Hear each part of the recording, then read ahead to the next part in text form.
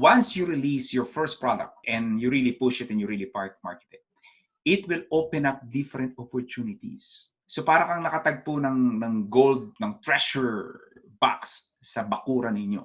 Ganun po yung mangyayari. Kaya po, do not underestimate thinking, oh, this is just an ebook business, or we just sell ebooks. No, this will evolve into many things. Like in my case, I started an ebook business. Ebook lang, but then it opened up different opportunities for me. So nagkaroon ng courses, video training. I even have now event, workshops, coaching programs, and all those things. Kaya po, very exciting because it may appear na parang, ano ba ginagawa mo? Oh, I'm in an ebook business. Parang yun lang yung tingin nila. But really, it's way more than that. Kaya po ang tawag natin, each one is infopreneur, information entrepreneur, because generally speaking, that's what we do. Kaya nga po sinasabi ko sa inyo, get started with this, get excited with this, dahil po the opportunity, it's like the market is wide open. Like literally, ang dami pong market that you can dominate. That's very exciting. For me, that is very exciting. Dahil through the years po ng pagtuturo ko, I start to see the development na po ng mga estudyante ko. As you guys can see, you've been into the training, by now, na-realize po ninyo na hindi siya get-rich-quick scheme. This is a real business building course. This is an entrepreneurial training.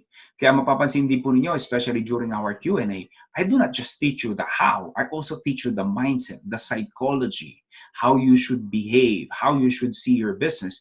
Because marami po, naintindihan ko naman, because I would say that 80% or more of people who join IBMC ay mga full-time employees. So just like me when I started, ang mindset ko po, mindset ng employment. And it didn't happen overnight na suddenly meron akong entrepreneur mindset.